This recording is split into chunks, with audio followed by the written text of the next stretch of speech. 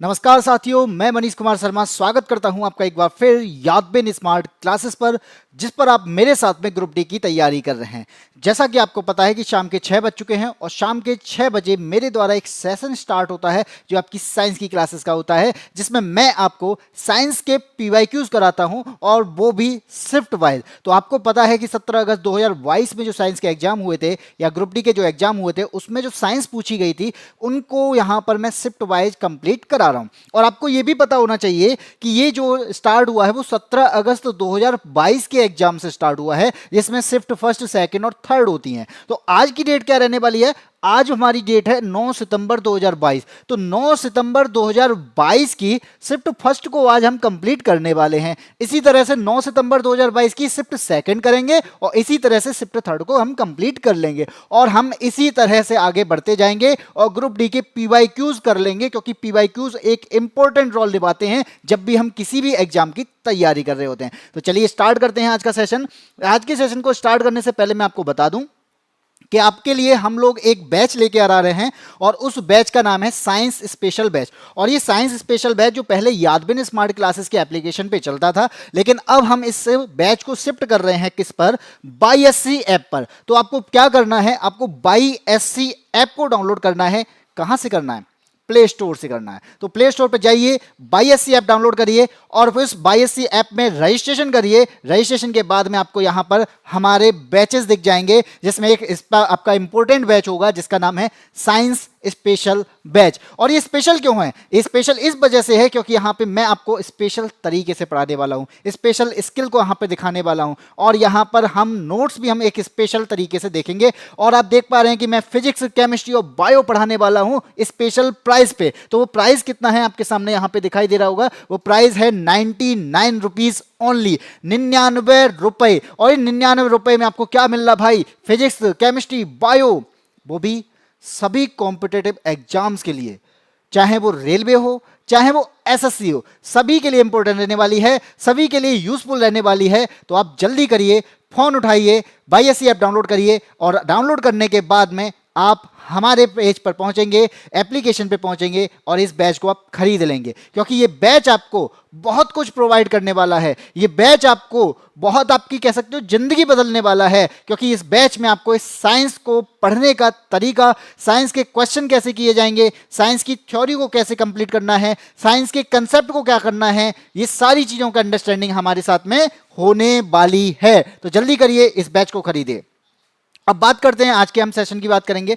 तो आज का सेशन आपके लिए इंपॉर्टेंट है क्योंकि हम यहां पे क्या लेकर आ रहे हैं? हम आपके लिए 9 सितंबर 2022 के शिफ्ट फर्स्ट को कंप्लीट करेंगे। अब यहां पे बात करूं कि भाई अगर बैच की बात हो रही थी, चलो बैच की बात कर लेते हैं। तो आपने अगर बैच नहीं खरीदा है तो आप अगर चाहते हैं कि सर नहीं, आप पढ़ाते कैसे हैं, आप क्या पढ़ाएंगे, इन सब की जानकारी कहां दोगे, हम कैसे मान लें? तो आपको क्या करना पड़ेगा? आपको यहां पर हमारी प्लेलिस्ट में जाना पड़ेगा। यादबिन स्मार्ट क्लासेस के यूट्यूब चैनल पर एक प्लेलिस्ट पड़ी हुई है, उस प्लेलिस्ट में हमारे साइंस के डेमो हैं और इन डेमो को आप देख सकते हैं, जहां पर आपको पता चलेगा कि आपको किस तरह से पढ़ाया जाने वाला है, आपको यहां पे किस तरह से नोट्स प्रोवाइड कराए जाने वाले हैं। तो आप यहां से ये जानकारी प्राप्त करके इसके बाद बैच को खरीद सकते हैं। अब बात करते हैं आगे, क्वेश्चन आता है आप सामने। क्वेश्चन आने से पहले मैं आपको बताना चाहूंगा भाई, कॉपी और पेन लेकर बैठें। क्यों लेकर बैठें? कि जब भी मैं आपको यहां पे क्वेश्चन कराऊंगा तो आपको सबसे पहले, मुझसे भी पहले उसको सॉल्व करने की कोशिश करनी है और उसके बाद उसका आंसर दे देना है। आंसर देने से क्या होगा? आप यहां पे कमेंट बॉक्स में आंसर देंगे तो उससे क्या हो जाएगा? उससे ये हो जाएगा कि जब हम यहां पे आंसर दे रहे होंगे तो आपके माइंड में क्या आएगा कि मेरा आंसर सही है या फिर गलत है। अगर सही है तो आप कहेंगे कि हां चलिए, अब मेरा एक क्वेश्चन, अब ऐसा क्वेश्चन मुझे अब कहीं भी दिख जाएगा तो मैं सही कर दूंगा। और गलत है तो आपको यहां मौका मिलेगा उसको सही करने का, अपनी गलती सुधारने का। इसलिए कहता हूं भाई, कॉपी पेन लेकर जरूर बैठें। और स्टार्ट करते हैं क्वेश्चन नंबर 1। और क्वेश्चन नंबर 1 का आंसर सभी लोग देंगे, जितने भी साथी जुड़ते जा रहे हैं, और सभी लोग शेयर जरूर करेंगे और आपको पसंद आता है तो लाइक भी करेंगे। बात करते हैं क्वेश्चन नंबर 1 की। क्या होता है जब कैल्शियम हाइड्रोक्साइड के विलयन को हवा में खुला छोड़ दिया जाता है? कैल्शियम हाइड्रोक्साइड है। अब इस कैल्शियम हाइड्रोक्साइड को हम क्या कहते हैं? बुझा हुआ चूना कहते हैं। अब इस विलयन को मैंने क्या कर दिया? हवा में छोड़ दिया, खुला छोड़ दिया। तो खुला छोड़ने के बाद ये क्या करेगा, ये प्रतिक्रिया करेगा, किसी के साथ में रिएक्शन करने लग जाएगा। तो इसी की बात कर रहा है ये कि आपके पास में क्या है, कैल्शियम हाइड्रोक्साइड। क्या होता है ये, CaOH का होल ट्वाइस को हम क्या कहते हैं, कैल्शियम हाइड्रोक्साइड कहते हैं। और जैसे ही इसे कहां छोड़ा जाता है, हवा में खुला छोड़ दिया जाता है, तो ये अभिक्रिया किसके साथ करेगा, ये कार्बन डाइऑक्साइड के साथ में अभिक्रिया करने लग जाता है। और जैसे ही अभिक्रिया करेगा तो ये क्या बना देगा, ये Ca और यहां पे आपका CO3 बना देगा। क्या बना देगा, CaCO3, और 2 तो कुछ होता नहीं है, तो यहां पे क्या करेगा, यहां से एक ऑक्सीजन को ले लेगा और बचेगा क्या हमारे पास में, पानी बचेगा, यानी H2O बचेगा। तो ये क्या बना दिया भैया इसने बना दिया कैल्शियम कार्बोनेट। क्या बना दिया भैया इसने, कैल्शियम कार्बोनेट। तो हम क्या कह सकते हैं कि जब हम चूने के पानी को, या फिर कहेंगे यहां पे बुझे हुए चूने को कहां रखते हैं, खुली हवा में छोड़ देंगे, तो ये क्या बनाएगा, ये कैल्शियम कार्बोनेट बनाएगा। और यहां पे आपको आंसर कहां दिख जाए है, ऑप्शन नंबर ए में। और जिन लोगों का ऑप्शन नंबर ए सही है, भले ही यहां पे किसने दिया है भैया, वंजारी भाई हैं, यहां पे ऑप्शन नंबर ए दे दिया है। बहुत अच्छा आंसर दे दिया है कि यहां पे कैल्शियम कार्बोनेट बनने वाला है जब कैल्शियम हाइड्रोक्साइड या बुझे हुए चूने को कार्बन डाइऑक्साइड के साथ में क्रिया कराएंगे। अगर यहां पे कैल्शियम कार्बोनेट है, बुझा हुआ चूना अगर CaOH का होल ट्वाइस होता है, क्या बिना बुझा हुआ भी चूना होता है, हाँ जी, वो होता है आपका CaO। ठीक है, चलिए आगे बढ़ते हैं। क्वेश्चन नंबर 2 बहुत बड़ा सा कुछ दे रखा है, पढ़ेंगे, समझेंगे, आंसर देंगे। ठीक है, कहता है कि निम्नलिखित में से कौन मानव उत्सर्जन तंत्र का निर्माण करता है। एक्सक्रेटरी सिस्टम की बात करते हैं। एक्सक्रेटरी सिस्टम क्यों जरूरी है, तो आपको पता है कि हमारी बॉडी के अंदर कुछ ऐसी वेस्टेज होती हैं, उनको हमें क्या करना होता है, उनको हमें बाहर करना होता है। अब जब उन्हें बाहर करना होगा तो हमारे अंदर क्या पाए जाएंगे, अंग पाए जाएंगे, तो वो अंग ही तो उसको बाहर करने में हेल्प कर रहे होंगे। तो यहां पर यही बात आ रही है कि उत्सर्जन तंत्र का निर्माण, यानी कोई भी तंत्र कब बनेगा, जब उसके पास में कई सारे ऑर्गन होंगे। तो यहां पे क्या क्या होता है, तो आपने देखा होगा कि आपके पास में इस तरह से कुछ एक डिजाइन बनी होती है। फिर आप कहोगे कैसी डिजाइन, ये मैं बनाता हूं, ऐसी कुछ डिजाइन होती है। ठीक है, ये मैंने कुछ बना दिया। अब बनाने के बाद में आप बताना क्या है ये मैंने कुछ बना दिया ऐसे। ठीक, ये कुछ बन गया। अब आप क्या बताओगे इसमें कि आपके पास में ये जो चीज दिख रही है ना, ये तो डबल है, डबल है, तो हम इसे क्या कहेंगे भैया, सबसे पहले बात मान लो, इस चीज को हम क्या कह देंगे, इस चीज को कहेंगे किडनी। हमारे पास में क्या होती है, किडनी को आती है, दो होती हैं, एक जोड़ी, एक पेयर, जो ब्लड को फिल्टर करने का काम करेंगी। फिर इसके बाद में आप यहां पे क्या देख पा रहे हो, यहां पे इस पार्ट को देखो, ये भी यहां पर डबल है, यानी ये भी पेयर में है। तो हम क्या कहेंगे, इसे क्या कह रहे हैं, इसे कहेंगे यूरेटर, मूत्र वाहिनी कहेंगे, जो यहां पर यूरिन को क्या करेगी, इस ब्लैडर तक लेके आएगी। तो यहां पे आपको ये दिखाई दे रहा है, ये क्या है, ये ब्लैडर है, और यहां पे ये ब्लैडर क्या करेगा, ये ब्लैडर कौन सा है भाई, यूरिन को बाहर कर रहा है, इसलिए इसे यूरिनरी ब्लैडर कहेंगे। और उसके बाद में यहां वाला पार्ट आपका क्या कहलाएगा, इसे कह देंगे यूरेथ्रा। तो आपके पास में क्या क्या हो गया, दो तो किडनी हो गई, दो यूरेटर हो गए, एक यूरेथ्रा हो गया, एक यूरिनरी ब्लैडर हो गया। कहां दिया है आपका, देखते हैं। पहला कहता है वन पेयर ऑफ किडनी, सही है। वन पेयर ऑफ यूरेटर्स, मूत्रवाहिनी, बिल्कुल सही है। फिर कहता है सिंगल यूरिनरी ब्लैडर, भाई ब्लैडर जहां पे जमा हो रहा है, सही बात है। और सिंगल यूरेथ्रा, ये भी बात सही है भैया, एक मूत्र मार्ग भी होता है, इसलिए आपका ऑप्शन नंबर कौन सा सही हो जाएगा, इसलिए आपका ऑप्शन नंबर ए सही हो जाएगा।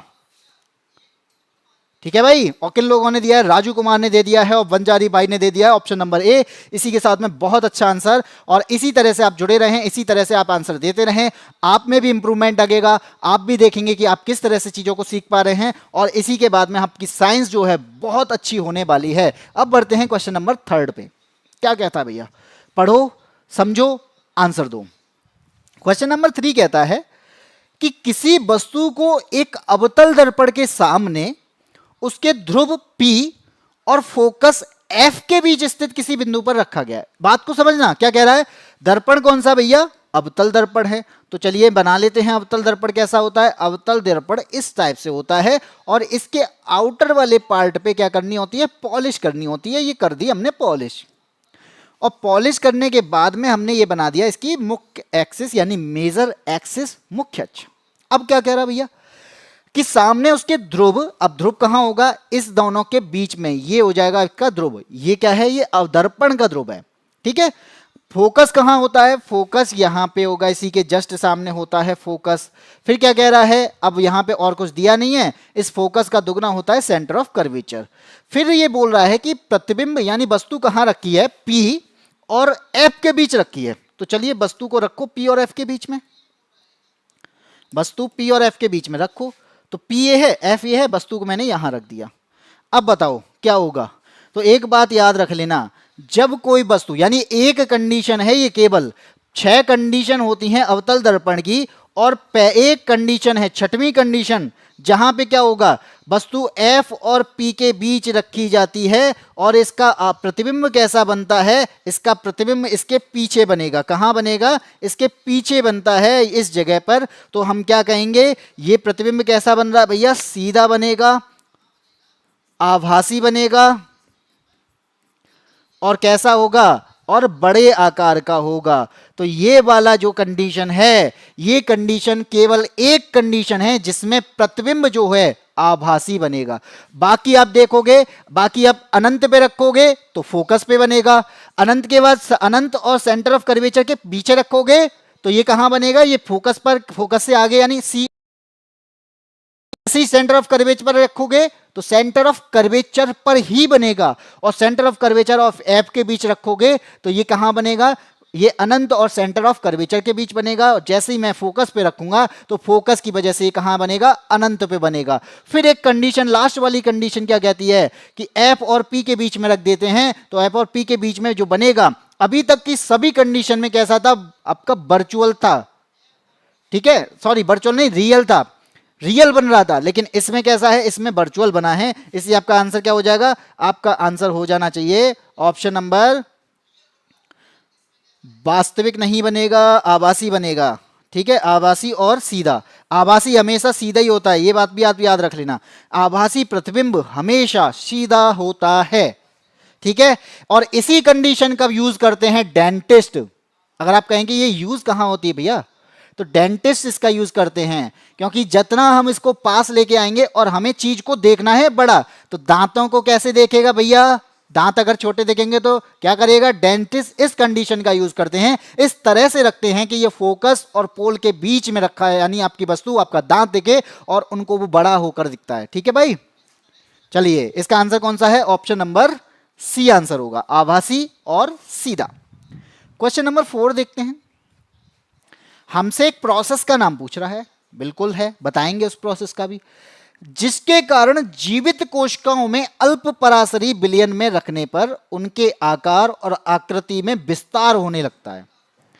ये क्या कहना चाह रहा भैया, है क्या ये, 2 वर्ड आपने सुने होंगे, अगर नहीं सुने हैं तो मैं बता देता हूं। एक होता है डिफ्यूजन, और डिफ्यूजन को हम हिंदी में कहते हैं विसरण, चलिए मान लिया इसे विसरण कहते हैं। और एक वर्ड है जिसे हम क्या कहते हैं, ऑस्मोसिस, क्या कहते हैं, ऑस्मोसिस कहते हैं, और इस ऑस्मोसिस का मतलब होता है परासरण। इन दोनों का मतलब क्या है, इन दोनों का मतलब है कि आपके पास में, आपकी बॉडी के पास में क्या पाई जाती हैं, सेल पाई जाती हैं। भैया हमारी पूरी बॉडी सेल से बनी हुई है, ये मैंने यहां पे 2 सेल बना दी, ठीक है।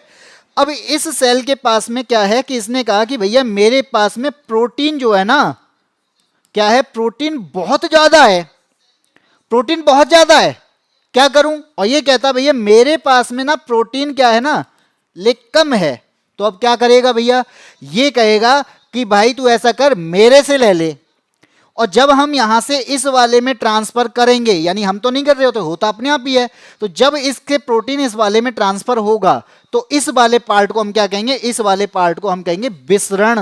क्यों, क्योंकि जब हम यहां पे न्यूट्रिएंट्स को, प्रोटीन को, कार्बोहाइड्रेट को, इसका यहां पे एक जगह से दूसरी जगह पर पहुंचा रहे होते हैं, तब इस पार्ट को हम क्या कहेंगे, विसरण कहेंगे, जो क्या होगा, हाई कंसंट्रेशन से लो कंसंट्रेशन की ओर जाएगा, ठीक है। फिर ये परासरण क्या है, ऑस्मोसिस क्या है, ऑस्मोसिस ये क्या कहता है, ये कह रहा है न्यूट्रिएंट्स की, लेकिन ये कहता है भैया पानी की भी तो जरूरत होगी। आप खाना खा रहे हो लेकिन पानी नहीं ले रहे हो, तो जब पानी को हाई कंसंट्रेशन से लो कंसंट्रेशन की ओर भेजा जाता है तब उसे हम परासरण कहते हैं। ये बात आप याद रख लेना कि उच्च सांद्रता वाले विलयन से कम सांद्रता वाले विलयन की ओर यहां पर जब भी कोई भी ट्रांसफर होता है तो हम उसे क्या कहते हैं, उसे यहां पे ऑस्मोसिस कहते हैं, परासरण कहते हैं। यहां पर इसका आंसर क्या हो जाएगा, इसका आंसर ऑप्शन नंबर ए हो जाएगा। तो यहां पर आपके जितने साथी, हाँ भाई मनीष कुमार भाई गुड इवनिंग, इसी के साथ में आपका आंसर क्या हो गया, ऑप्शन नंबर ए। जब हम पानी को ट्रांसफर कर रहे होते हैं तब वो पार्ट कहलाता है ऑस्मोसिस, और जब हम न्यूट्रिएंट्स को ट्रांसफर कर रहे होते हैं तब वो पार्ट क्या कहलाता है, डिफ्यूजन कहलाता है, विसरण कहलाता है। आपने देखा होगा कि हमने गिलास में या किसी कटोरी में किशमिश को डाल दिया, क्या होगा, किशमिश के अंदर पानी भर जाएगा, और वो पानी भरने का मतलब क्या है कि वो विसरण है या परासरण है। तो पानी जा रहा है तो इसका मतलब क्या हुआ, ये विसरण नहीं है, ये परासरण है, ये ऑस्मोसिस है, इसलिए इसका भी आंसर क्या होगा, ऑस्मोसिस होगा। इतनी बात समझ में आ गई, बढ़े आगे, अगले क्वेश्चन पे आते हैं, क्वेश्चन नंबर 5 पे। बहुत बड़ा सा कुछ है, समझेंगे, आंसर देने की कोशिश करेंगे और आंसर सही देंगे। गलत हो रहा है तो कोई बात नहीं है, उसको हम सही करेंगे। ये क्या कहता भैया, हमारे पास में ना कथन दे रखे हैं, दो कथन दिए हैं, स्टेटमेंट फर्स्ट के नाम से और स्टेटमेंट सेकंड के नाम से। राजू कुमार आंसर बहुत लेट आया भैया, या बहुत ज़्यादा जल्दी दे दिया कि आप बहुत लेट दिया है, समझ में नहीं आ रहा। क्वेश्चन नंबर भी लिख दिया करो तो इससे मुझे समझ में आसानी हो कि 5 का या 4 का है, ठीक है। स्टेटमेंट फर्स्ट कहता है कि ब्लीचिंग पाउडर जो होता है ना, ब्लीचिंग पाउडर, ये वही ब्लीचिंग पाउडर है जिसे हम CaOCl2 कहते हैं, जिसे हम कैल्शियम हाइपो क्लोराइड कहते हैं। ये उसी ब्लीचिंग पाउडर की बात कर रहा है। तो हमें ये भी समझ में आ गया ये क्या होगा, इसका फॉर्मूला क्या होगा। अब बात करते हैं कि करता क्या है। तो ये कहता है भैया पेयजल को कीटाणु मुक्त बनाने के लिए किया जाता है। क्या ऐसा होता है? ब्लीचिंग पाउडर क्या करता है, पेयजल जो होता है, पीने का जो पानी होता है, उसमें बैक्टीरिया को मारने के काम आता है। तो बिल्कुल सही है भैया, पेयजल को बैक्टीरिया को मारने में, पेयजल के बैक्टीरिया को मारने के लिए ब्लीचिंग पाउडर का यूज किया जाता है, ठीक है। दूसरा कथन क्या कहता है भैया, ब्लीचिंग पाउडर का उपयोग कई रासायनिक उद्योगों में ऑक्सीकरण अभिकर्मक के रूप में किया जाता है। तो एक बात याद रखना भैया, ये जो रासायनिक उद्योग होते हैं, केमिकल इंडस्ट्रीज जो होती हैं, उसमें ये ऑक्सीडाइजिंग एजेंट के रूप में भी काम करता है। तो ये स्टेटमेंट सेकंड भी सही है, इसलिए इसका आंसर क्या हो जाएगा, दोनों का सत्य है, ऑप्शन नंबर बी। अगर राजू कुमार ने पहले ही आंसर दे दिया है तो भैया बहुत अच्छा आंसर पहले ही दे दिया है, क्वेश्चन को देखते हुए बहुत सही आंसर जा रहा है। अब इसके बाद में आप कहोगे क्या सर ये दोनों सही है, क्या इसका यूज कहीं और भी होता है? तो आप सफेद कपड़े लेके आते हो भैया, लेके आते हैं। सफेद कपड़े कभी कभी बहुत गंदे हो जाते हैं। अब गंदे के अलावा कभी कभी उस पर ऐसे दाग लग जाते हैं वो हटते ही नहीं है। क्या करें भैया आप उसके लिए? तो उसके लिए हम ब्लीचिंग पाउडर का यूज करने लग जाते हैं। तो सफेद कपड़े को अगर साफ करेंगे, किसको? सफेद कपड़ों को साफ करेंगे। तो सफेद कपड़ों को साफ करने के लिए हम क्या यूज कर लेते हैं? ब्लीचिंग का यूज कर लेते हैं, ठीक है। इसके अलावा और क्या है? अब मान लो आपके पास में ना ऊनी कपड़े भी हैं और ऊनी कपड़ों के अंदर ना सिकुड़न हो जाती है। तो ऊन की सिकुड़न को खत्म करना है तो भी आप क्या किसका यूज कर सकते हो? ब्लीचिंग पाउडर का यूज कर सकते हो। तो ये ऑप्शन, ये आपके उपयोग और भी हैं जो मैंने आपको बता दिए। क्या आया समझ? नहीं आया क्या आ गया भाई? कम से कम बता तो दिया करो। अगर गलत जा रहा है तो आ गया, नहीं आया है तो वो दोबारा पूछ लो, मैं कोशिश करूंगा ना बताने की, क्यों परेशान हो रहे हो। क्वेश्चन नंबर 6 क्या कहता है? देखो, किसी वस्तु को एक 12 सेंटीमीटर फोकस दूरी वाले अवतल दर्पण के सामने 6 सेंटीमीटर की दूरी पे रखा गया है। इतनी बात समझो, पहले इतना पढ़ लिया, इसको करो। अवतल दर्पण कह रहा है, कैसा होता है अवतल दर्पण? तो अवतल दर्पण तो ऐसा होता है भैया, जो ऊपर वाला पार्ट है ना, आउटर वाला पार्ट है, उस पर ना पॉलिश कर देंगे और इसके बाद में हम एक्सेस बना लेंगे और इसके पास ना पोल होता है, इसके पास ना फोकस भी होता है, इसके पास ना सेंटर ऑफ कर्वेचर भी होता है। इतनी बात तो हमें पता है। अब देखते हैं क्या क्या दे रखा है भैया। गुड इवनिंग सुनील भाई। इसी के साथ में यहां पे बोलता है कि जो यहां पे ना 12 सेंटीमीटर है ना, ये फोकस दूरी है। तो 12 सेंटीमीटर यहां से इस फोकस तक की दूरी क्या है, 12 सेंटीमीटर है, ये मान लिया। चलो इसके अलावा क्या कह रहा है भैया, जो वस्तु है ना, वस्तु तो 6 सेंटीमीटर पे ही रख डाली। वस्तु कहां रख दी, वस्तु 6 सेंटीमीटर पे रख दी है। तो अब यहां पे वस्तु के बारे में बात करेंगे, तो वस्तु इसके आधे पे रखी है। यानी आपको एक बात समझ में आ गई कि यहां पे जो वस्तु रखी है ना, ये दूरी तो 6 सेंटीमीटर है, लेकिन ये फोकस और पोल के बीच में है। इसी कंडीशन को हम पहले समझ चुके हैं, डेंटिस्ट वाली कंडीशन, कि एक कंडीशन होती है अवतल दर्पण में जब प्रतिबिंब आभासी बनता है, जब प्रतिबिंब सीधा बनता है। ठीक है, ये बात समझ में आ गई। लेकिन ये क्या कह रहा है भैया, इसका प्रतिबिंब कितनी दूरी पर बनेगा। अब दूरी निकालनी है। सबसे पहले मुझे ये बताओ क्या क्या दे रखा है, आप खुद बताओ। यहां पे वस्तु की दूरी दे रखी है क्या, यहां पे फोकल लेंथ दे रखी है क्या, या यहां पे प्रतिबिंब की दूरी दे रखी है। तो हमारे पास में 6 सेंटीमीटर जो है ना, ये तो वस्तु रखी है, तो मैं क्या कहूंगा, ये वस्तु की दूरी रखी है 6 सेंटीमीटर। आप कहोगे फोकल लेंथ कितनी है, ये भैया 12 सेंटीमीटर है। यहां पे बी मुझे पता नहीं है, निकालना है। अब आपसे बोला जाए कि यहां पे यार प्लस माइनस का भी खेल होता है, प्लस और माइनस का भी खेल होता है। तो जब दर्पण के राइट साइड की बात की जाएगी वहां होता है प्लस, और दर्पण के लेफ्ट साइड की बात की जाएगी वहां होता है माइनस। तो बताओ 6 सेंटीमीटर किस साइड की बात है, लेफ्ट की बात है, तो ये क्या हो जाएगा, माइनस हो जाएगा। और 12 सेंटीमीटर भी क्या हो जाएगा, माइनस, क्योंकि फोकल लेंथ भी लेफ्ट साइड है। इतनी बात कर ली, इतनी बात कर ली है, तो चलो आगे सॉल्व करते हैं। आगे कैसे सॉल्व करेंगे, फॉर्मूला। और कौन सा फॉर्मूला होता है, ये होता है आपका 1/f 1/b plus 1/b u। ये होता है मिरर फॉर्मूला। और मिरर फॉर्मूला के अकॉर्डिंग f कितना है, -12 रख दो, 1/-12। b पता है क्या, नहीं पता है। u यहां प्लस है लेकिन वहां माइनस है, तो मैं क्या कर सकता हूं, -1/6। तो 1/b इक्वल क्या हो जाएगा, यहां पे -1/12, और इस माइनस वाले को उस साइड ले जाएंगे तो क्या हो जाएगा, 1/6 प्लस का हो जाएगा। इतना कर लिया। अब आगे करते हैं क्या, 1/b इक्वल क्या हो जाएगा, एलसीएम लेते हैं। इसको सॉल्व करने के लिए एलसीएम तो लेना पड़ेगा। तो ये क्या है, माइनस में है और 12 एलसीएम है, तो ये माइनस के 1 टाइम जाएगा, प्लस का ये 2 टाइम जाएगा, 6 से देखेंगे तो 2 हो गया। 1/b की वैल्यू क्या हो जाएगी, बड़ा कौन है, 2 बड़ा है, तो 2 से 1 जाएगा तो 1 आएगा, 1/12। क्या ये वैल्यू निकल आई, नहीं, ये किसकी है, ये 1/b की वैल्यू है। इसलिए b की वैल्यू क्या हो जाएगी, क्रॉस मल्टीप्लाई से ये 12 हो जाएगी। और ये 12 कैसी है, प्लस में है। और अगर ये प्लस में है ना, प्लस में आने का रीजन क्या है कि ये प्लस में है तो ये आभासी है। ये प्लस में आई है तो आभासी है, प्लस में आई है तो ये सीधी भी है। ठीक है, और वस्तु कितनी थी, वस्तु तो यहाँ पे 6 सेंटीमीटर दूर थी, कितनी दूरी पे है, 12 सेंटीमीटर की दूरी पे होगी। तो अब बताओ कौन सा होगा इसका आंसर, आभासी है, हाँ जी है आभासी। किस में दे रखा है, 12 इसमें दे रखा है, आभासी एक ही में 12 है, 12 सेंटीमीटर के अकॉर्डिंग आपका ऑप्शन नंबर डी हो जाएगा, 12 सेंटीमीटर और वर्चुअल होगा। कुछ नहीं था भैया, डी है, डी डी डी डी, सी नहीं है। वास्तविक क्यों बनेगा, वास्तविक बनने का रीजन ही नहीं बनता। इसके प्लस आने का मतलब क्या है, ये प्लस आया है ना, और अगर ये प्लस आया है तो मैंने यहां बताया राइट साइड कोई भी चीज होगी तो वो प्लस होगी, लेफ्ट साइड जो चीज होगी वो माइनस होगी। तो वस्तु कहां पे है, आप क्या कहोगे कि सर जो वस्तु है ना वो यहां पे है ना, ये है वस्तु, अब इस जगह पे है, पीछे की साइड में है, और पीछे की साइड राइट साइड है, और राइट साइड अगर प्लस है तो ये आभासी बनेगा, और दर्पण के सामने होता तभी तो ये रियल बनता, और उल्टा होता। आया समझ, चलिए आगे बढ़े। अगला क्वेश्चन, क्वेश्चन नंबर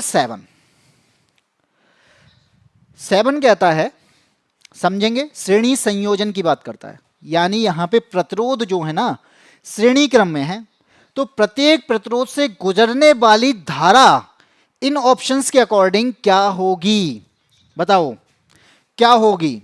तो सबसे पहले ये श्रेणी संयोजन की बात करता है।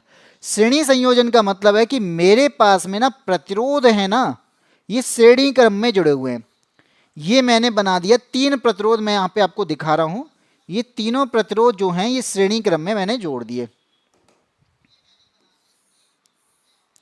और इसको ना बैटरी से भी तो जोड़ना पड़ेगा, लाइट पहुंचानी है एंड आपको करंट पहुंचाना है। तो ये क्या है, ये किसी बैटरी से जुड़े हैं। इस साइड आपको प्लस दिख रहा है, इस साइड आपका माइनस दिख रहा है। अब आपने यहां से, ये है आपका R1, ये है आपका R2 और ये है आपका R3। अब आपसे मैं बोलूं कि विभवांतर कहां होगा, तो आप सभी जानते हैं भैया विभवांतर हमेशा कहां होता है, किनारों पे होगा। अब आपने यहां पे करंट छोड़ा और करंट यहां पे किस तरीके से, जैसे ही बैटरी से कनेक्ट किया तो यहां पे करंट चलता है। अब होगा क्या, यहां पे आप जब करंट देख रहे हैं, अब आप यहां पे दोनों विभवांतर की बात करेंगे, इस विभवांतर की बात करेंगे तो करंट बट रहा है क्या, नहीं बट रहा। यहां से सीधा जाएगा, इन तीनों प्रतिरोध में समान करंट पहुंचेगा, समान करंट। इसका मतलब है कि प्रत्येक धारा यानी प्रतिरोध एक ही धारा में एक ही पथ पर अगर जुड़े हों तो यहां पर जितने भी प्रतिरोध होंगे उस पर जाने वाली धारा जो होगी वो समान होगी। इसलिए आंसर क्या हो जाएगा, इसका आंसर आपका बन जाएगा ऑप्शन नंबर, ये बढ़ता है मोटाई के समानुपाती, प्रतिरोध के समानुपाती, बचेगा ऑप्शन नंबर डी, कहता है सभी प्रतिरोधों में बराबर होगा। और राजू कुमार का, सुनील कुमार का भैया आंसर आ चुका है ऑप्शन नंबर डी। बहुत अच्छा आंसर आ रहा है भैया। इस तरह से आप आंसर दे रहे हो तो इसका मतलब यह है कि आप अब सीखने लगे हो और आपको चीजें समझ में आने लगी हैं, इस वजह से आपके आंसर अब सही जाने लगे हैं। इसी तरह से आप आंसर देते रहें, इसी तरह से आप लोगों को बताते रहें कि भैया हमने सीख लिया है। ठीक है, आगे बढ़ते हैं, अगले क्वेश्चन पे आते हैं। क्वेश्चन नंबर आता है आपका 8।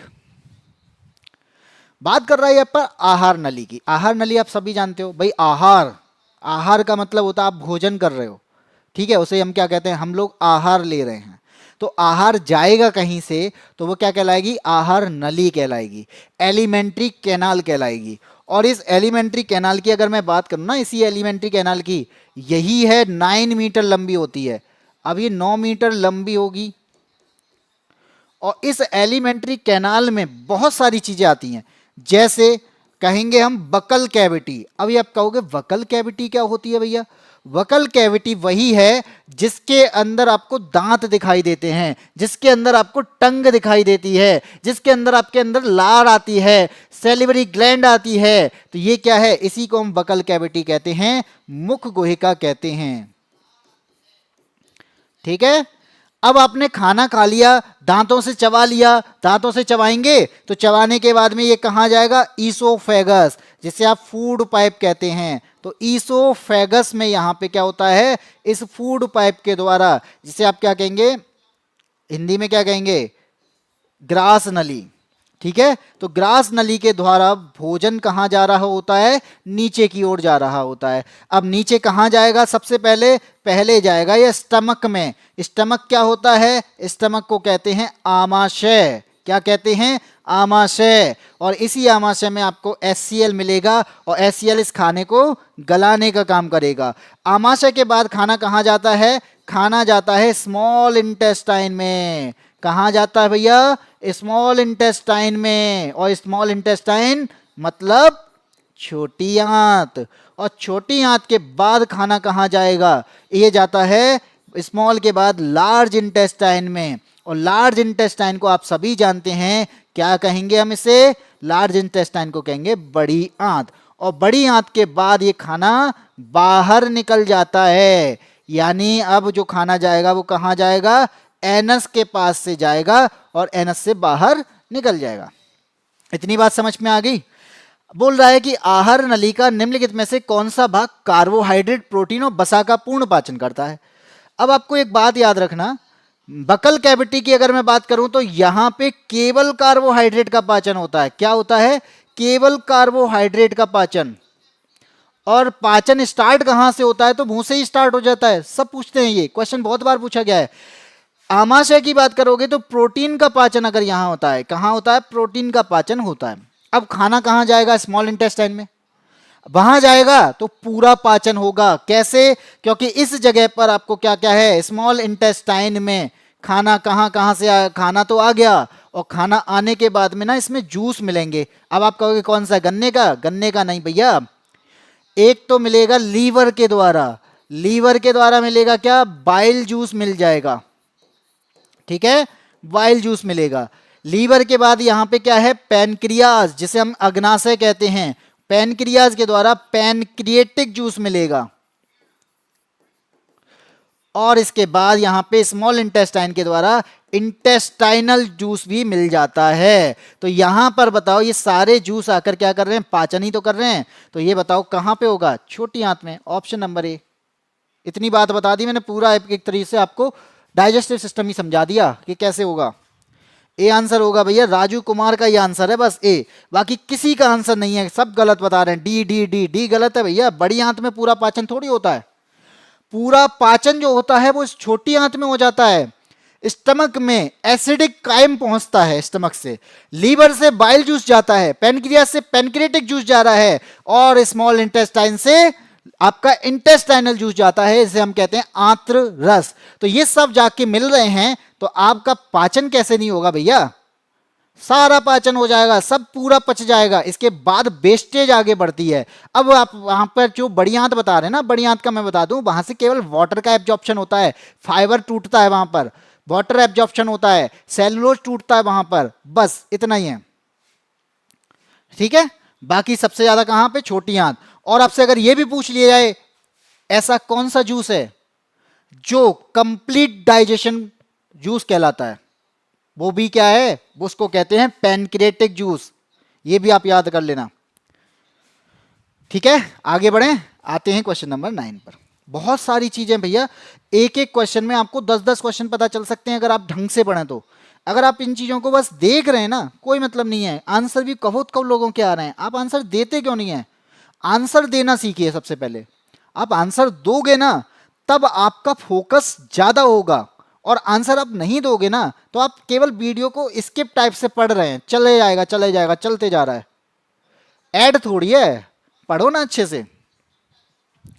बोल रहा है प्रत्येक 10 ओम के 2 प्रतिरोध हैं, यानी हमारे पास में 2 प्रतिरोध हैं 10 ओम के। कह रहा है भैया समानांतर क्रम में संयोजित हैं, यानी 10 ओम के जो प्रतिरोध है ना, ये समानांतर क्रम में है। तो मैंने क्या किया, पहले 10 ओम के प्रतिरोधों को क्या कर दिया, समानांतर क्रम में जोड़ दिया। तो जोड़ दूं भाई, जोड़ दिया, लो ये जोड़ दिया मैंने समानांतर क्रम में। अब जोड़ने के बाद क्या कहता है भैया कि इस संयोजन को 10 ओम के तीसरे प्रतिरोध से भी जोड़ो और 6 वोल्ट की बैटरी के साथ में श्रेणी क्रम में जोड़ दो। इसे तो हमने समानांतर क्रम में जोड़ दिया है, ये 10 ओम और 10 ओम को समानांतर क्रम में जोड़ दिया। इसके बाद कह रहा ना श्रेणी क्रम में जोड़ दो अब इसे। तो यहां से हमने क्या किया, यहां से श्रेणी क्रम में जोड़ना स्टार्ट कर दिया। ये क्या करेगा, ये वाला प्रतिरोध जो है, ये वाला प्रतिरोध जो होगा ना, ये 10 ओम वाला प्रतिरोध है, ये श्रेणी क्रम में जुड़ जाएगा जब ये समानांतर में जुड़े होंगे। और बैटरी कितनी है भैया, 6 वोल्ट की बैटरी है। ये बन गया आपका पूरा चित्र, बन गया भाई। फाइनल डाइजेशन थोड़ी पूछा है उसने, उसने पूछा है कंप्लीट डाइजेशन। कंप्लीट डाइजेशन जो होता है वो स्मॉल इंटेस्टाइन में होता है। इसके बाद खाना जाएगा लार्ज इंटेस्टाइन में, बड़ी आंत में। लेकिन बड़ी आंत में क्या होता है ना, पानी का एब्जॉर्प्शन होगा, वाटर एब्जॉर्ब होगा। आपने न्यूट्रिएंट्स तो एब्जॉर्ब कर लिए, पानी ही तो बचा है। अब पानी को कौन निकाल देगा, लार्ज इंटेस्टाइन, बड़ी आंत पानी बाहर कर देगी। इसके बाद खाना कहां जाएगा, रेक्टम में जाएगा, रेक्टम में भर जाएगा, जिसे कहते हैं मलाशय, मल। और उस वही मल जो है एनस के द्वारा, जिसे हम गुदादार कहते हैं, गुदादार के बाहर निकल जाएगा। इस बात को समझो ना। इसका आंसर दो 10, अच्छा सी आंसर आ चुका है राजू कुमार का। चलिए देखते हैं यहाँ पे आंसर क्या होने वाला है। तो आपको आंसर चलिए सॉल्व करते हैं। सबसे पहले क्या दे रखा है हमारे पास में, हमारे पास में बैटरी दे रखी है। तो बैटरी हमने बना दिया भाई, ये 6 वोल्ट की बैटरी है। अब इक्विवेलेंट हम यहाँ पे क्या करेंगे, इक्विवेलेंट क्या करेंगे, हम यहाँ पे रेजिस्टेंस को निकालेंगे। तो ये तो क्या है, ये समानांतर में जुड़े हैं ना। तो समानांतर में जोड़ने का मतलब है कि ये 1/r इक्वल टू क्या हो जाएगा, यही कर देता हूं मैं, 1/r इक्वल टू 1/10 प्लस 1/10। क्या हो जाएगा, 10 एलसीएम हो जाएगा, ये 1 प्लस 1 हो जाएगा, बन जाएगा 2/10। और इसको करेंगे तो ये 1/5 आएगा। इस वजह से ये r निकल के आ गया कितना, 5 ओम। ठीक है। लेकिन अब ये 5 ओम निकला है, ये तो इसका निकला है, इसके साथ में ये श्रेणी क्रम में जुड़ा हुआ है, और श्रेणी क्रम में इक्विवेलेंट जब निकालेंगे ना तो आर इक्विवेलेंट क्या निकल के आएगा, 5 जो था वो श्रेणी क्रम में, 10 जो है वो श्रेणी क्रम में, 15 ओम का आर निकल के आ गया। अब आपसे आपका पूछ लिया जाए कि इक्विवेलेंट कितना है, तो 15 ओम का है। ठीक है, कितना, 15 ओम का है। मुझसे बोला जा रहा है ना शक्ति निकालिए, और शक्ति क्या होती है, पी होती है, और पी का फॉर्मूला क्या होता है, पी का फॉर्मूला होता है बी आई होता है। क्या बी पता है, हाँ पता है। आई पता है, नहीं पता भैया, तो आई निकाले ना, तो आई का फॉर्मूला निकालेंगे यहां पे, आई बराबर बी अपॉन आर। बी कितना है हमें दे रखा है 6, आर हमने कितना निकाला 15, 6 और 15 का यहाँ पे 15 का डिवाइड कर रहा है, यहाँ पे 6 को डिवाइड करेंगे तो कितना आएगा, तो 15 से कितने चौके होते हैं 60, यानी 0.4 एम्पियर आ गया यहाँ पे आई की वैल्यू। और जैसे ही आई की वैल्यू आई तो मैंने बस इस वाले में रख दी, 6 इंटू 0.4, बताओ कितना आएगा, 2.4 वाट। आंसर आ चुका है ऑप्शन नंबर सी, और सी आंसर आ चुका है राजू कुमार का भी। तो बहुत अच्छा आंसर दिया भैया सी, 2.4 वॉट यहां पर आंसर हो जाएगा। सबसे पहले हमने यहां पे समानांतर क्रम को श्रेणी क्रम में बनाया, यानी समानांतर क्रम का इक्विवेलेंट बनाया। इक्विवेलेंट निकल के आ गया तो वो दोनों क्या होंगे, श्रेणी क्रम में जुड़ जाएंगे, तो वो दोनों श्रेणी क्रम में जुड़े तो 15 आ गया, और ये 15 आपका रेजिस्टेंस, कंप्लीट रेजिस्टेंस निकल के आ गया, इक्विवेलेंट निकल कर आ गया, नेट रेजिस्टेंस निकल के आ गया। ठीक है, फिर इसके बाद में इसने पूछा था शक्ति, तो शक्ति का फॉर्मूला बी आई होता है। मेरे पास में बी तो है, आई नहीं था, तो इसके लिए मैंने फॉर्मूला लगाया ये वाला, जिसे हम ओम का नियम कहते हैं, बी बराबर आई आर। तो यहां से मैंने आई की वैल्यू निकाल ली 0.4, और इस आई की वैल्यू को इस वाले फॉर्मूले में रख दिया, आपका आंसर निकल के आ गया। आगे समझ, बिल्कुल सही है भाई सुनील भाई, आंसर बहुत अच्छा आंसर है। चलिए आगे बढ़ते हैं, क्वेश्चन नंबर आता है आपका 10। ओ 10 नहीं आया, 10 से पहले हम थोड़ी सी अपना प्रमोशन तो कर ही लेते ना, क्यों, कर लें कि नहीं कर लें। तो हमारे प्रमोशन में यही बात है कि भैया हम लोगों के द्वारा एक बैच लेके आया गया है जिसका नाम है साइंस स्पेशल बैच, और बहुत अच्छी तरीके से, बहुत इजी लैंग्वेज में अगर आपको समझना है तो आप हमारे साथ में जुड़ सकते हैं। फिजिक्स, केमिस्ट्री, बायो तीनों में पढ़ाने वाला हूँ। आप यहाँ पे देख पा रहे होंगे कि मैं किस तरह से आपको समझाने की कोशिश कर रहा हूँ। अगर आपको ये तरीका समझ में आ रहा है और आप चाहते हैं कि मैं आपको कंसेप्ट के साथ में पढ़ाऊँ, मैं आपको एक अच्छे लीजी लैंग्वेज में समझाऊँ, तो आपको क्या करना पड़ेगा, आपको मेरे साथ में थ्योरी और कंसेप्ट के लिए जाना पड़ेगा। कहाँ पर, हमारे बाईएससी एप्लीकेशन पे, जो आपको यहाँ पे दिखाई दे रहा है। ये बाईएससी एप्लीकेशन जो है आप यहाँ से डाउनलोड कर सकते हैं प्ले स्टोर पर जाकर। प्ले स्टोर पर जाकर आप जैसे ही डाउनलोड करेंगे तो रजिस्ट्रेशन भी करना पड़ेगा, और रजिस्ट्रेशन करने के बाद में आप इस बैच को ले सकते हैं। ये बैच आपको 99 रुपये में, केवल 99 रुपये में मिलने वाला है। भाई इससे सस्ता बैच आपको कहीं नहीं मिलने वाला है। बेस्ट स्ट्रेटजी के साथ में मैं आपको पढ़ाने वाला हूं, तो बहुत सस्ता बैच है।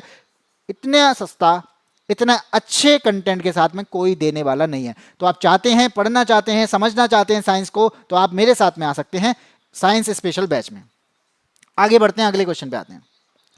क्वेश्चन नंबर 10 क्या कहता भैया, कह रहा ना, वायु में कोई प्रकाश किरण अपवर्तनांक √3 वाले माध्यम से वायु को पृथक करने वाले पृष्ठ पर 60 डिग्री कोण पर आपतित होता है। तो आपसे अगर मैं ये कहूं कि मान लो एक हमारे पास में क्या है, इसको समझेंगे, ये क्या है हमारे पास में, ये कोई पृष्ठ है जहां पर ऊपर तो एक इसने कह रखा है, ऊपर तो ना वायु है, लेकिन नीचे क्या है इसने वो बताया नहीं है। इसने कहा कि एक माध्यम है। ठीक है, अब इसमें क्या होगा ना, नॉर्मल होगा। भाई नॉर्मल क्यों लेंगे, नॉर्मल इसलिए लेंगे कि यहां से ही क्या होगा, यहां से ही आपकी कोई प्रकाश किरण जो है वो जाएगी। तो मैंने क्या किया, यहां से प्रकाश किरण ली, ये लेके गए, यहां तक गए। जाने के बाद में क्या कह रहा है कि हमें इस वायु का ना अपवर्तनांक दे रखा है √3, यानी म्यू दे रखा है √3, और इसने एंगल बता दिया है कि आपतित होता है ना, आपतन कोण दे रखा है 60 डिग्री। ठीक है, अब बोल रहा है कि किरण माध्यम में किस कोण पर अपवर्तित होगी। तो यहां पे क्या होगा, अपवर्तन होगा, और अपवर्तन के बाद में कितना ये झुकेगी या फिर ये दूर जाएगी, इस बात को निकालना है मुझे यहां पर। तो आप बताओ मुझे क्या क्या दे रखा है भैया, म्यू दे रखा है, अपवर्तनांक दे रखा है कितना, √3 दे रखा है। ये वैल्यू किसकी है, ये वैल्यू आई की वैल्यू है, कितनी है 60 डिग्री हमें दे रखी है। इतनी बात समझ में आ गई? बिल्कुल आ गई होगी। फॉर्मूला लगाएं? हाँ जी लगाएं। स्नेल का नियम कहता है कि म्यू बराबर जो होता है वो होता है sine I upon sine R. क्या? Sine I upon sine R. Mu की वैल्यू दी है? हाँ जी दी है। कितनी दी है? √3 दी है, लगा दो। आई की वैल्यू दी है? हाँ जी दी है। कितनी दी है? 60 दी है, तो साइन 60 हो जाएगा। और ये हो जाएगा साइन आर, क्योंकि मुझे इसकी वैल्यू पता करनी है। ठीक है भाई। अब मैं आपसे कहूं कि यहां पर साइन आर मुझे पता करना है। साइन 60 की वैल्यू होती है √3/2 और साइन ये वाला √3 कहां जाएगा? नीचे आ जाएगा क्रॉस मल्टीप्लीकेशन से। ठीक है। अब आप बताओ यहां पर 30 √3 से √3 को काट सकते हैं? बिल्कुल काट सकते हैं। फिर क्या बचेगा हमारा? ये बचेगा साइन आर बराबर 1/2। ठीक है। अब 1/2 है तो ये किसी की वैल्यू होती है क्या साइन में? हाँ जी होती है। किसकी? साइन 30 की वैल्यू होती है 1/2। और यहां पर हमारा निकल के आ जाएगा आर कितना? 30 डिग्री। और यही उसने पूछा था कि कितना निकल के आएगा, कितने कोण पर वो झुकेगी या कितने कोण पर ये दूर हटेगी? 30 डिग्री पर हटेगी। डी आंसर हो जाएगा। और आपको मैं कैसे बताऊं कि यहां पे क्या है? जैसे अगर आपने पूछ रहे हो ना, तो यहां पर ये क्या है? 30 डिग्री पे जा रही है। 60 से आ रही थी, 30 से जा रही है, तो ये नॉर्मल की ओर झुक रही होगी ना। इसका मतलब है कि ये जो है ना, ये नॉर्मल की ओर झुक रही है। और अगर नॉर्मल की ओर झुक रही है ना, तो ये जो कोण है ना, ये 30 डिग्री का ही कोण बच गया अब। इसलिए इसका आंसर क्या हो जाएगा? ऑप्शन नंबर डी हो जाएगा। यहां पर वायु एक विरल माध्यम है, और जिस माध्यम की बात कर रहा है वो माध्यम कैसा है? सघन माध्यम है। आया समझ? इसी के साथ में नेक्स्ट क्वेश्चन पे आते हैं। Question number 11। देखिए बड़ा सा क्वेश्चन है, समझेंगे। क्या कहता है भैया? ब्लीचिंग पाउडर की बात करता है। अभी समझा हमने ब्लीचिंग पाउडर, ये वही ब्लीचिंग पाउडर है जिसे हम CaOCl2 के नाम से जानते हैं। हाँ जी बिल्कुल। और इसे हिंदी में क्या मतलब रासायनिक नाम की बात करेंगे तो इसका रासायनिक नाम क्या है? Calcium hypochloride. क्या नाम है? Calcium hypochloride. और ये क्या करता है? पानी को कीटाणु मुक्त बनाता है। बिल्कुल बनाता है। दोनों सही हैं, दोनों सही हो जाएंगे तो आंसर कौन सा हो जाएगा? ऑप्शन नंबर बी हो जाएगा। तो आपका ऑप्शन नंबर बी यहां पे सही है। और क्या बताया था? सफेद कपड़ों को धोने के काम आता है, सफेद कपड़ों को साफ करने के काम आता है। सफेद कपड़ों को साफ करे जा रहा है। बिल्कुल। ऊन होता है ना, ऊन, ऊन में जो सिकुड़न होती है, तो ऊन की सिकुड़न को खत्म करने में काम आता है। और क्या बताया था? और आपको पता है केमिकल इंडस्ट्रीज हैं? हाँ जी हैं। केमिकल इंडस्ट्रीज जो होती हैं, उस केमिकल इंडस्ट्रीज में यहां पे हमारे पास में ये ऑक्सीडाइजिंग एजेंट के रूप में भी काम करता है। इस बारे में भी हमने पढ़ा था। तो ये हमारे पास में कई सारे क्या होंगे? कई सारे हमारे पास उपयोग होंगे इसके। इसलिए इसका आंसर क्या? हाँ भाई बिल्कुल, सुनील और राजू ने आंसर दे दिया है। बहुत अच्छा। अब बढ़ते हैं अगले क्वेश्चन पे। क्वेश्चन नंबर 12 बोल रहा है कि निम्नलिखित में से किस वर्ग में तापमान कुछ प्रजातियों में लिंग का निर्धारण करता है? तो आपको पता है कि भैया या तो कोई मादा होगा या कोई नर होगा, यही दो होते हैं। लेकिन हम अपने मनुष्यों की बात करें तो भाई ऐसा कोई इफेक्ट नहीं होता। लेकिन इनमें से कोई ऐसा है ना जो TSD कहलाता है। क्या कहलाता है? TSD कहलाता है। और ये फुल फॉर्म पूछी गई है कई बार। TSD क्या होता है? T का मतलब यहां पे क्या है भैया? टेम्परेचर। क्या है यहां पे? T से हो जाएगा टेम्परेचर। और टीचर किस पे डिपेंड है भाई? टेम्परेचर पर ही डिपेंड है। तो टेम्परेचर डिपेंडेंट। S से क्या हो जाएगा? सेक्स। और D से क्या हो जाएगा? हमें डिटर्मिनेशन करना है, तो ये क्या हो जाएगा? डिटर्मिनेशन हो जाएगा। तो यहां पे मैं क्या कहूंगा? ये मेरे पास में TSD की फुल फॉर्म हो जाएगी। और ये सारी चीजें किसके अंदर होती हैं? जो सरीसृप होते हैं। क्या होते हैं? रेप्टाइल्स होते हैं। लेकिन सारे नहीं भैया, कुछ। जैसे मगरमच्छ, जैसे हो गया मगरमच्छ। आपने देखा होगा कछुआ, ये जो है ना, ये आपने देखे होंगे। कुछ लोग, कुछ जीवों में क्या होता है? कुछ जीवों में टेम्परेचर की वजह से, अब कहोगे टेम्परेचर की वजह से क्या होगा भैया? अगर टेम्परेचर हाई हो जाए और टेम्परेचर लो हो जाए, यही दो कंडीशन होंगी। जब टेम्परेचर हाई हो जाएगा तो तो यहाँ पे वो क्या होगा, वो मादा होगा, यानी वो क्या होगी, मादा होगी। और टेम्परेचर डाउन हो जाएगा ना तो वो क्या होगा, नर होगा। और आप इस चीज को समझते भी हैं कि किसका टेम्परेचर डाउन, किसका टेम्परेचर कम। ये इसका आंसर क्या हो जाएगा, ऑप्शन नंबर डी। ठीक है भाई, सुनील भाई, राज भाई, सबका आंसर डी। डी क्या है यहाँ पे बता रहा है कि मगरमच्छ, कछुआ, ये जो सरीसृप होते हैं ये टेम्परेचर पर लिंग का निर्धारण करते हैं, इसलिए इन्हें टीएसडी के रूप में जाना जाता है, टेम्परेचर डिपेंडेंट सेक्स डिटर्मिनेशन। जहां पर अगर टेम्परेचर हाई हो जाएगा तो वो जो अंडा बनेगा ना वो मादा होगा, और जो अगर टेम्परेचर डाउन कर दिया जाएगा तो जो अंडे से निकल के आएगा ना वो नर होगा। ठीक है भाई, चलिए आगे बढ़ते हैं। क्वेश्चन नंबर 13 क्या कह रहा है भैया, कह रहा है ना हम अजैव निम्नीकरण की बात करते हैं। अजैव निम्नीकरण क्या होता है, बायो नॉन बायोडिग्रेडेबल। इसका मतलब क्या है, इसका मतलब है कि आपने देखा होगा कि हमारे पास में कुछ कागज होते हैं, कागज तो क्या होते हैं, डिग्रेड हो जाते हैं, तो हम उसे कहेंगे बायोडिग्रेडेबल है। और मान लो ये कह रहा है अजैव है, तो अजैव का मतलब मैंने कहा प्लास्टिक, तो प्लास्टिक क्या है, अजैव निम्नीकरण है, वो डिग्रेड नहीं होगी। इसका मतलब क्या हो जाएगा, अजैव निम्नीकरण उत्पादों के उपयोग को कैसे कम किया जा सकता है, उसे खत्म नहीं कर पा रहे तो कम से कम तो कर लो।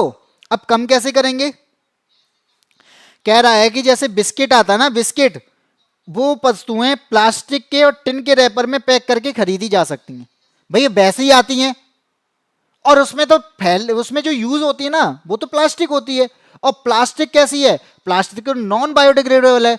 और वो कह रहा है भैया कम करने की, ये तो ज्यादा हो जा रहा है, तो इसका मतलब क्या है, डी गलत हो गया। फल और सब्जियों को सुंदर पॉलीस्टायरीन और प्लास्टिक पैकेजिंग, भैया प्लास्टिक की क्यों बात कर रहे हो, हम कम करना चाह रहे हैं भैया, तुम बढ़ाए जा रहे हो।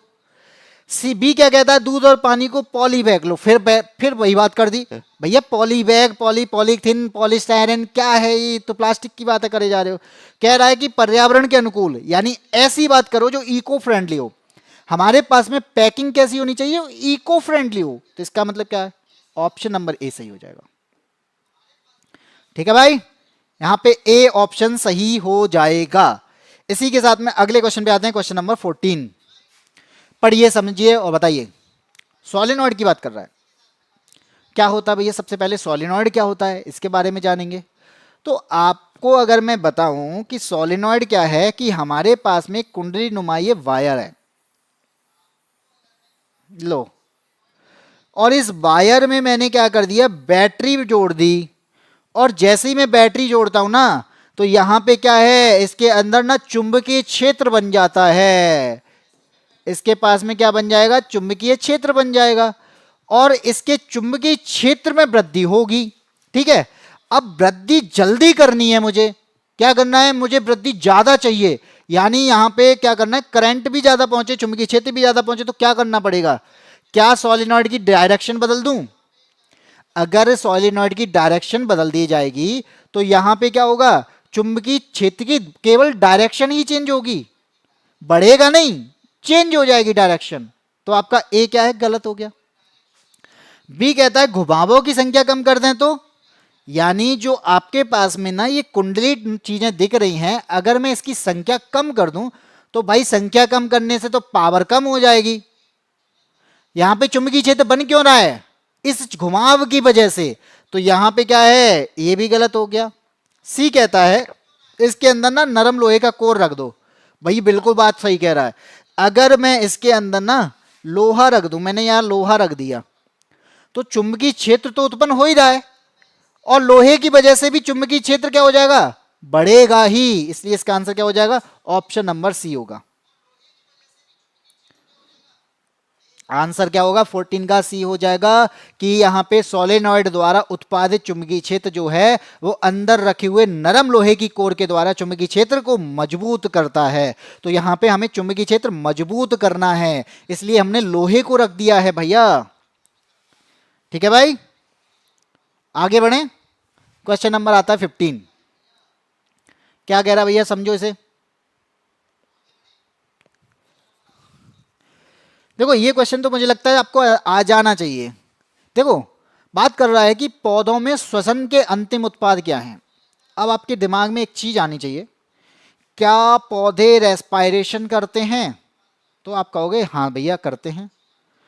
क्या फोटोसिंथेसिस करते हैं? तो आप कहोगे हाँ भैया फोटोसिंथेसिस भी करते हैं।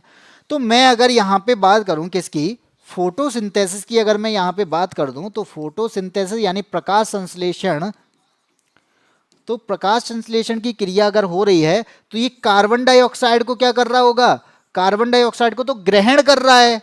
यहाँ पे कार्बन डाइऑक्साइड ये ग्रहण कर रहा है, इनहेल कर रहा है, और यहाँ पे इसके पास में ना H2O की क्या है, यानी पानी के साथ में मिलता है। और जैसे ही इसको क्या दे दूं मैं भैया, लाइट दे दूं, और लाइट के साथ में, यानी लाइट क्या है, कौन सी लाइट, सन की लाइट, और यहाँ पे क्या होता है, क्लोरोफिल होता है। तो बेस स्टेज में ये क्या दे देगा हमें, ऑक्सीजन दे देगा बेस स्टेज में। क्या दे देगा, ऑक्सीजन दे देगा बेस स्टेज में। ऑक्सीजन के अलावा ये कहेगा भैया ऑक्सीजन के अलावा क्या है, पानी भी ले लो मुझसे। और अब पानी के अलावा मेरे पास में बस ग्लूकोज और बचा, तो ये ग्लूकोज बनाएगा। इस तरह से हमें यहाँ पे फोटोसिंथेसिस की प्रक्रिया की बात करता है।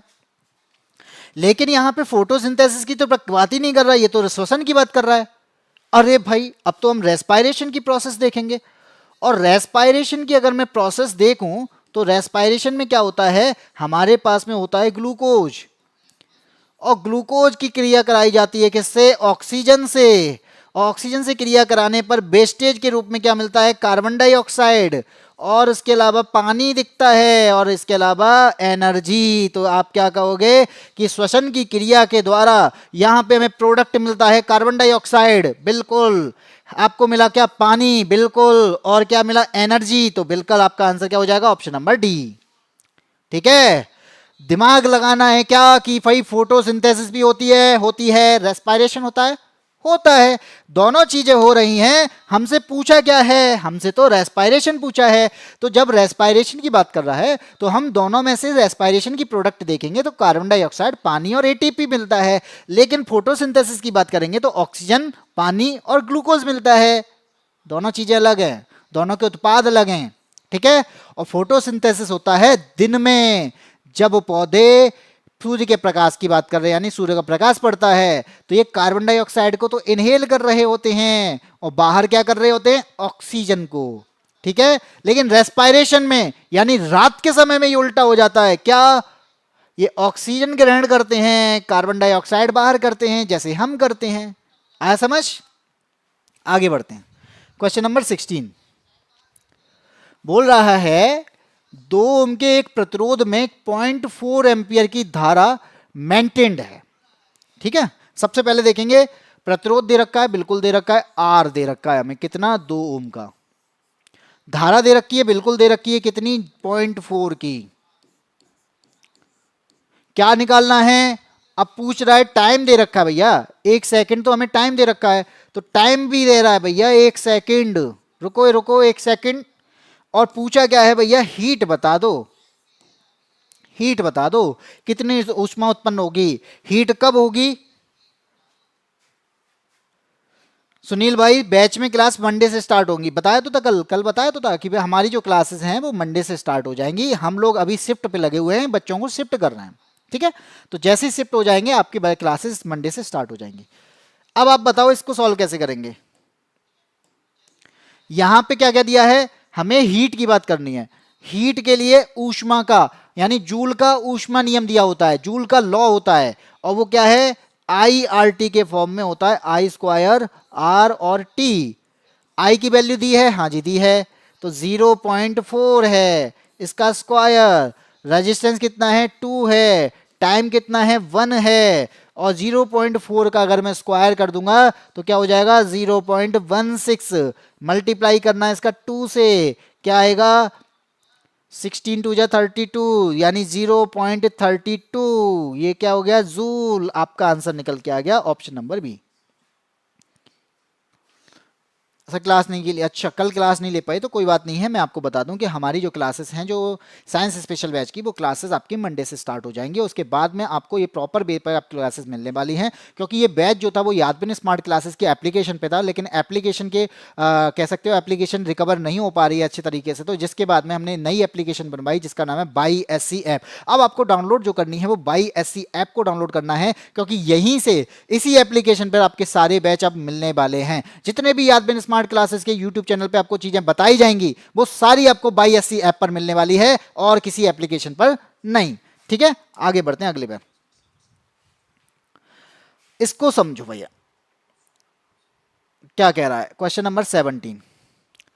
एथेनॉल की बात करता है, ठीक है, एथेनॉल है एक को अगर मैं सांद्र सल्फ्यूरिक अम्ल के साथ 443 केल्विन पर गर्म कर दूं तो मुझे क्या मिल जाएगा? भाई क्या मिल जाएगा किसी को गर्म कर दोगे तो? वो पूछ रहा है, बताओ। तो आप क्या कहोगे? सबसे पहले आपके माइंड में आएगा कि एथेनॉल की बात कर रहा है भैया, एथेनॉल। एथेनॉल होता क्या है? इसका फॉर्मूला होता है क्या? हाँ जी होता है। क्या होता है? CH3 CH2 और OH, ये होता है क्या? एथेनॉल। और इस एथेनॉल की अभिक्रिया किससे करानी है? सल्फ्यूरिक एसिड से। सल्फ्यूरिक एसिड कैसा होता है? H2SO4 होता है। लो बना दिया। अब क्या करूं? इसे गर्म कर दे रहे हैं, चलो गर्म कर दो। चलो कितने पर? 443 केल्विन पर। तो 443 केल्विन पर इसको गर्म कर दिया, और गर्म करेंगे तो क्या होगा? यहां पे H2SO4 क्या करेगा? इसको गर्म करने पर इसे निर्जलीकरण कर देगा। यहां पे निर्जलीकरण की प्रक्रिया होना स्टार्ट हो जाएगी। फिर क्या बनेगा यहां पर? अगर ये निर्जलीकरण कर रहा है तो यहां पर H2O बनेगा, और H2O अगर ये बना रहा है तो क्या करेगा? यहां से H2O ले लेगा और फिर क्या करेगा? यहां से यहां पर एक H यहां से पकड़ लेगा तो क्या बना देगा? ये CH2। क्या बना देगा? CH2। और ये सिंगल बॉन्ड की जगह पे अब भैया H2 हैं तो क्या करेंगे? डबल बॉन्ड करना पड़ेगा। अगर H3 होते तो सिंगल बॉन्ड करते, डबल हैं तो यहां पे क्या हो जाएगा? CH2 double bond CH2। क्या बन गया? ये ऑप्शन नंबर ए। क्या होता है CH2 डबल बॉन्ड CH2? इसी को कहते हैं एथीन। क्या है ये? एथीन है। ये एल्किन का सदस्य है, इसलिए इसका आंसर क्या हो जाएगा? Option number A. तो भाई किसी का आंसर आया? नहीं आया, कोई बात नहीं है। चलिए आगे बढ़ते हैं, अगले क्वेश्चन पे आते हैं। Question number 18। 18 को समझो क्या बोल रहा है। देखो, एक प्रकाश किरण है, हाँ जी है, प्रिज्म के कोई प्रकाश किरण है, कांच के प्रिज्म के एक अपवर्तक पृष्ठ AB पर आपतित होती है और अन्य अपवर्तक पृष्ठ AC से बाहर निकल जाती है। ठीक है, तो सबसे पहले हमारे पास में क्या होना चाहिए? प्रिज्म होना चाहिए। तो प्रिज्म को बनाते हैं। ये मैंने आपको यहां पे सामने दिखा दिया, ये प्रिज्म बन गया। ठीक है, अब इस प्रिज्म को क्या करना पड़ेगा? आपको यहां पे कोई एक रे लेके आनी पड़ेगी। मैंने क्या किया? यहां पे एक रे लेके आया और रे को यहां पे टकरा गया। भैया ये रे इससे टकराई। ठीक है, जब कोई भी प्रकाश की किरण यहां पे टकराएगी तो भाई हमारे पास में क्या होना चाहिए? नॉर्मल होना चाहिए। तो नॉर्मल कहां होगा? नॉर्मल आपका इस तरह से नॉर्मल बन जाएगा। ठीक है, अगर ये नॉर्मल बन गया तो क्या होगा? इसका मतलब है कि अब ये बाहर वाला पार्ट जो है ये विरल माध्यम है और आपका प्रिज्म जो है वो सघन माध्यम है। और जब भी कोई भी प्रकाश किरण विरल से सघन की ओर जाती है तो क्या होगा? वो नॉर्मल की ओर झुकती है। तो इस वजह से क्या हो जाएगा? ये नॉर्मल की ओर झुकेगी। और नॉर्मल की ओर कितना झुकेगी? तो यहां पे कहेंगे इस तरह से। ये जानी कैसे चाहिए थी? ये जानी तो अलग तरीके से चाहिए थी, लेकिन ये नॉर्मल की ओर झुक जाती है, क्योंकि इसे जाने के लिए रास्ता कौन सा चाहिए था? इसे जाने के लिए जो रास्ता चाहिए था वो ये वाला चाहिए था। लेकिन ये क्या हो गया? अब ये तो नॉर्मल की ओर झुक गई भैया। और नॉर्मल की ओर झुकी है तो मैं यहां पे क्या कह सकता हूं? पहला कह रहा है कि पृष्ठ AB पर अपवर्तन कोण, AB पर अपवर्तन कोण, ये पृष्ठ क्या है? AB है और ये वाला AC है। तो पृष्ठ AB पर अपवर्तन कोण आपतन कोण से अधिक होगा। आप बताओ आपतन कोण कौन सा है? आपतन कोण तो ये है। ठीक है, अपवर्तन कोण कौन सा है? अपवर्तन कोण ये है। तो ज्यादा कौन है? I ज्यादा है कि R ज्यादा है?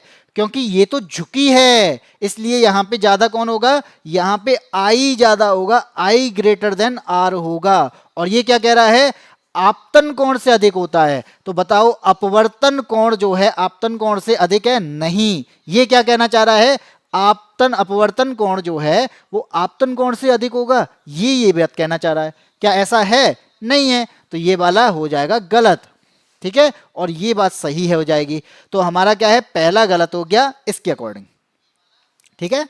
ए गलत है, बी की बात करते हैं। अब यहां पे बाहर निकाल दो, इसे बाहर निकालेंगे तो यहां पे क्या है, इसके लिए अपवर्तन कोण पता कर, इसके लिए क्या कर देंगे, पहले नॉर्मल की बात करते हैं। तो इसके लिए क्या होगा, नॉर्मल, तो इसके लिए हम नॉर्मल बनाते हैं। तो ये बना दिया मैंने इसके लिए नॉर्मल, ठीक है। और जैसे ही मैंने ये इसके लिए नॉर्मल बनाया तो यहां पे क्या होगा, एक कोई प्रकाश किरण है, फिर आप बाहर वाले पार्ट में जाएंगे तो बाहर वाले पार्ट में ये क्या होगा, दूर हटेगी। तो नॉर्मल ये है। अब आप बताओ इस वाले तरफ में आएंगे तो दूर हटाएंगे ना इसे, तो ये मैंने क्या कर दी, दूर हटा दी, ठीक है। और जाना इसे कैसे चाहिए था, इसको भी देख लेते हैं। लो, आप इसको थोड़ा सा कंफ्यूजन में ले जाओगे, लेकिन मैं चीजों को आपको बहुत अच्छे तरीके से समझा रहा हूं।